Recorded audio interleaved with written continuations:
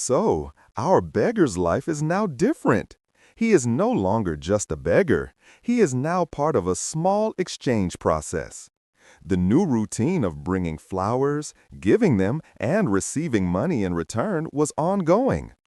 And one day, when the beggar boarded the train to beg, his eyes landed on a familiar face. Oh, it was the same businessman who had turned his life around. The rich man in the suit boot was sitting on the train again. The beggar didn't let this opportunity slip away.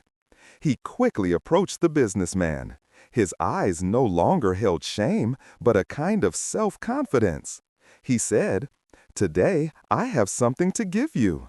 If you give me alms, in return, I will give you a few flowers." Notice, this conversation is completely different from the first time. The first time, he just came and asked.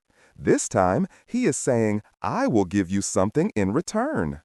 The wealthy businessman was very happy to see this change in the beggar. He smiled, took some money out of his pocket, and the beggar happily presented the businessman with a few beautiful flowers. Here comes the second crucial turning point in the story. Taking the flowers, the businessman said, "Today, you have also become a businessman like me." Right after saying this, the businessman got off the train and left. Meanwhile, the beggar was alone again. Money in his hand, flowers in his basket. But the businessman's comment was ringing in his ears again. "You have also become a businessman." The beggar began to think, "How can I be a businessman? Yes, I am giving flowers, but I am still a beggar, aren't I?" He thought a lot about what the true meaning of this comment could be. And when he thought deeply, just like Napoleon Hill's saying, "A man is as great as his thoughts," the matter became clear to him. The beggar realized he too can be successful in life now, because he had now discovered the secret of success. He didn't delay for another moment. He got off the train. Standing on the station platform, he looked up at the sky and started shouting loudly. He began to say, "I am not a beggar. I am a businessman. I can also be like that wealthy businessman. I can become rich." When the beggar was shouting all these words aloud on the platform, the surrounding people looked at him and thought, "This person has gone mad." They didn't understand the huge mental transformation that had taken place inside him. He wasn't just uttering words, he was fundamentally changing his identity. And from the next day, that beggar was no longer seen at the station. Where did he go? Did he give up?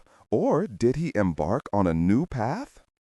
Exactly 6 months later, at the same station, at the same time, two men in suits were waiting for a train to begin their journey.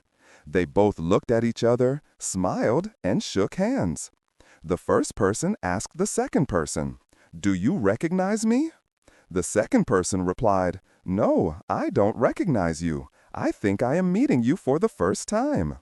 Then the first person smiled slightly and said mysteriously, "We met twice before on this very train. I am that beggar." The second person was utterly astonished. He said, "What are you saying? I remember. You are that beggar whom I once refused to give alms, and the second time I bought some flowers from you. But where are you going in this suit? What are you doing nowadays?"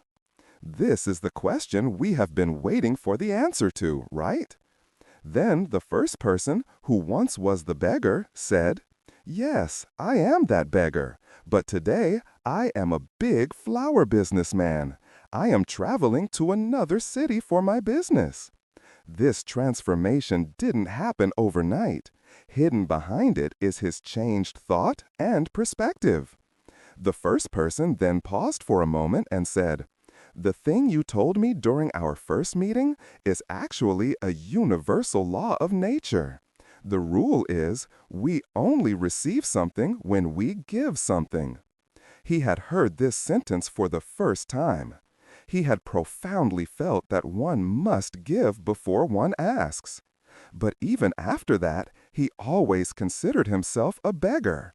He couldn't change that inner self-identity. He never thought of anything beyond it.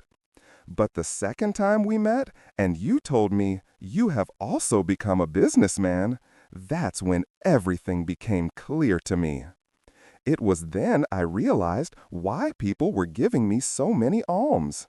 Because they were not giving me alms, rather, they were paying the value of that flower. Every person was buying my flower. Why? Because they wouldn't get such a fresh flower anywhere else at a cheaper price. Although in the eyes of people I was a small seller, in my own eyes I was still a beggar. And only after you said it, I understood that I too am a small businessman.